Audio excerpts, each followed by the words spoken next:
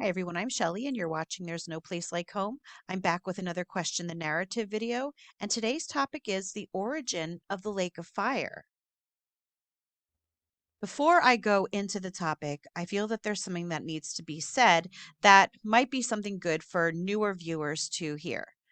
When I approach these topics, I am not approaching them as an expert. I will never claim to know it all, and I'm not here to know it all. I'm not here to have the answers to all of the questions. What I enjoy doing is learning. I love to learn. That's why I'm reading all the time, constantly, probably more than I should. And another thing that I love to do is I love to share with other people what I have learned. And that is what this channel is all about. So, what I share with you today on the Lake of Fire and what I share with you in all of my other videos are not things that I am ever claiming to be an expert at. And in this video, I'm just sharing with you how I come up with the ideas that I do and where I learn to tie things together that add new meaning to a lot of the terms that we look at, especially when it comes to biblical topics. For the past several months, I have been reading The Red Pyramid to my children. And The Red Pyramid is by Rick Riordan. It's in the Kane Chronicles series.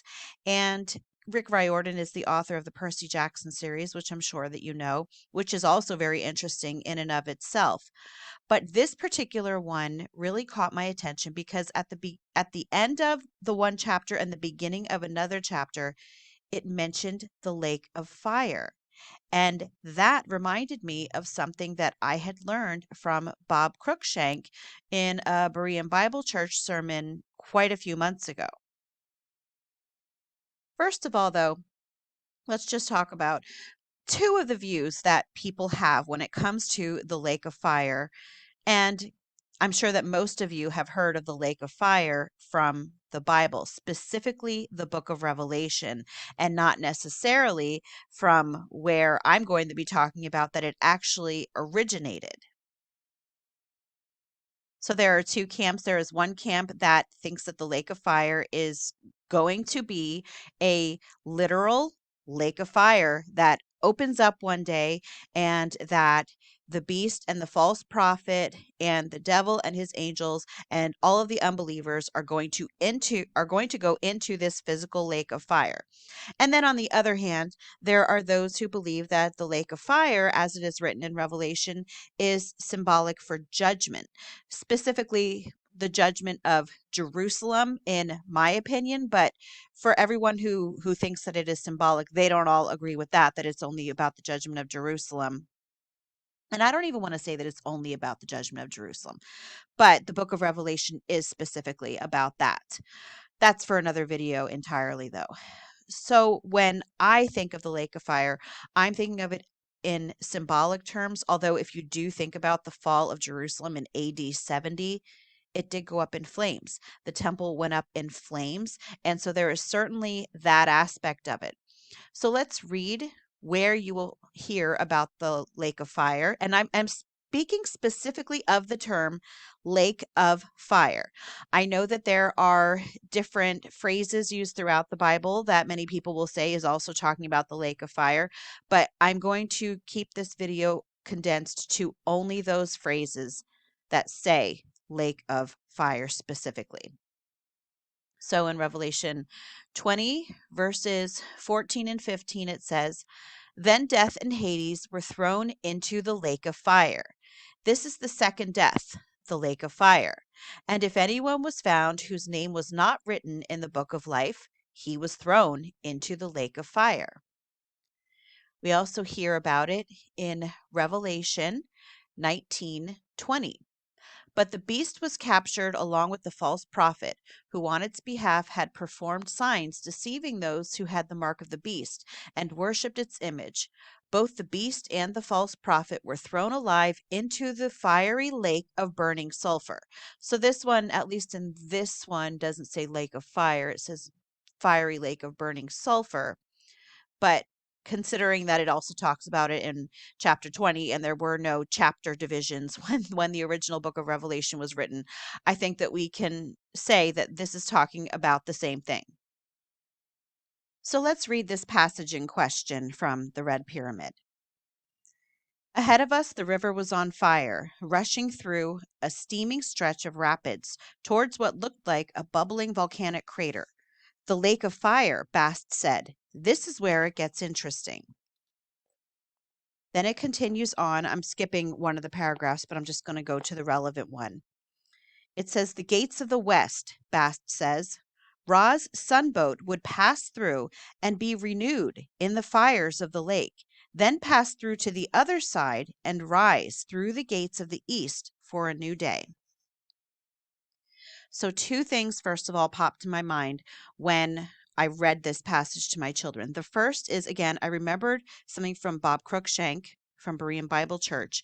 In one of his sermons, he pointed out that the book of Revelation is the only place in the entire Bible where you will hear the phrase lake of fire.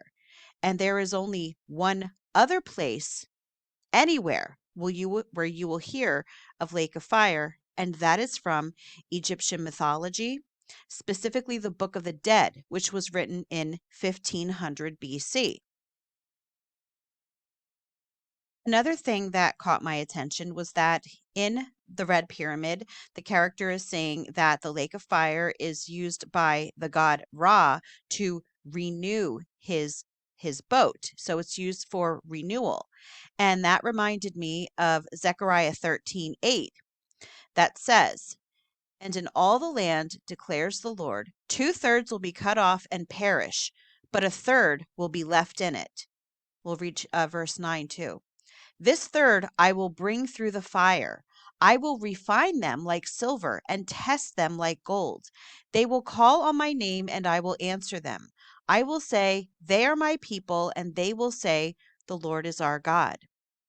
So there are other verses about gold going through the fire, and it says that gold is destroyed in the fire and silver is refined in it.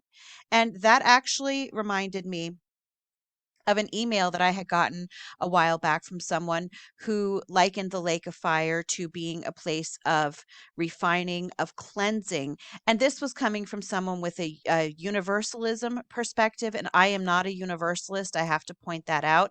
But that is what I thought of when I read the part in the Red Pyramid where it said that the sun god Ra's boat would renew itself as it went through the lake of fire.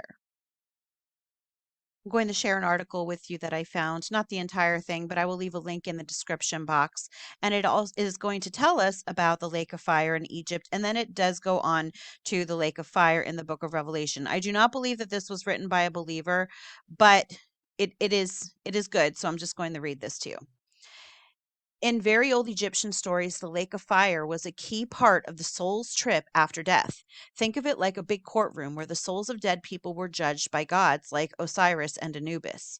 Although it was not just a place of punishment, it also was for cleaning, where very bad people were destroyed and good people were cleaned. This burning lake was part of the Duat, which was the Egyptian underworld. In this place, the heart of the dead person was weighed against Ma'at's feather, the goddess of truth and justice. If the heart was heavier because of sin, the soul would go to the lake of fire, showing the ultimate judgment and moral order. The lake of fire's importance in afterlife setup and judgment is written down in several key, very old Egyptian writings. These texts give a clear description of afterlife and the tests that souls must face. Here are some main sources that talk about the lake of fire. The pyramid texts, the coffin texts, and the Book of the Dead. And this is the one that I think is the most popular, not popular, but the most famous, most well known of the three. In early Christian beliefs, the idea of the lake of fire was taken and changed to fit the new Christian setup of God's judgment and forever punishment. I know that seems condescending, but I'm going to add something to this after I'm done reading this. Think of it like the highest court where the final decision about a person's soul is made. Early Christians got ideas from earlier traditions, including Jewish end times writings, and they saw the lake of fire differently, showing forever damnation for bad people. This fiery lake turned into a key piece in Christian end times beliefs, showing the final place for those who did not accept God's saving. The New Testament, especially the book of Revelation, gives clear pictures of the lake of fire. In Revelation 20, verses 14 to 15, it is called the second death, where death and Hades are thrown into the lake of fire, along with anyone whose name is not found in the book of life. These images stress the final and serious nature of God's judgment. Other early Christian books also speak about the lake of fire, adding to its importance in Christian teachings about end times. Here are some main books that talk about the lake of fire. And it tells us the book of Revelation, which we read. It does say the Gospel of Matthew and the Epistle of Jude, but again, the reason that I didn't include these two specific ones is because I'm talking specifically about the term lake of fire in this video today. Now, what many people don't realize, I actually first learned about this probably last year, maybe not even a year ago, is that the book of Revelation is also known as the final Exodus or the greater Exodus. And in keeping with that name, the book of Revelation is rife with parallels and references to both the Exodus and Egypt. And some of those parallels, which I'm hoping to get into in a longer video at some point, but some of those parallels, just for the shorter video today, are some of the plagues. There is the final Exodus, the Exodus of God's people from the old covenant of sin and death to the new covenant, just as the Exodus of God's people from Egypt. Did you know, in fact, that just as in the book of Revelation, where we have the dragon, the Pharaoh is called a dragon in Ezekiel 29, verse 3. Ezekiel 29, verse 3 says, "Speak and say, Thus says the Lord God, Behold, I am against you, Pharaoh, king of Egypt, the great dragon that lies in the midst of his streams, that says, My Nile is my own. I made it for myself." So similarly, in Exodus, we have the Pharaoh being called the dragon. And then in the book of Revelation, we have Satan being called a dragon. And the dragon is also very often associated with Old Covenant Israel as well. And two other similarities, which again, I'm only going to refer to in passing now. I'll be doing a longer video about this soon, hopefully next week, is that Jerusalem is called Egypt in the book of Revelation. And the 40-year time that the Israelites spent wandering in the wilderness is akin to what many people believe is the 40-year transition from the old covenant to the new covenant in the book of Revelation. So now back to the lake of fire. What I am starting to believe is that what the book of Revelation calls the lake of fire, again, and if anyone was found whose name was not written in the book of life, he was thrown into the lake of fire. I believe that they specifically used the term, I believe that John specifically used the term lake of fire because it was from Egyptian mythology, because the book of Revelation was about the greater Exodus. And he was using this lake of fire symbology in his prophecy to complete the other images that we have from the Exodus. We have we have the dragon, we have the plagues, we have the greater Exodus, we have that time spent in the wilderness, and now here we have the lake of fire, also coming directly out of Egyptian mythology. And again, the thing that clinches it for me, that I think this is truly possible, that this is why he used the term lake of fire, is because it is not used anywhere else, only in those ancient books from Egypt, from Egyptian mythology. So to me, that is just another sign that the book of I'm sorry, not the book, the lake of fire is symbolic for judgment. That is my opinion. And I do find it very interesting, though, that the lake of fire, it is renewal for the god Osiris, and it is also renewal for good people, but it is destruction for the bad. So that's another interesting aspect of it. But anyway, that's all that I wanted to share with you today. Hopefully I'll get a longer video out about this whole thing next week. But that's it. If you like this video, give it a thumbs up. If you haven't subscribed and would like to hear more of what I have to say, I would love if you would do that. If you have any questions or comments, you can leave one down below.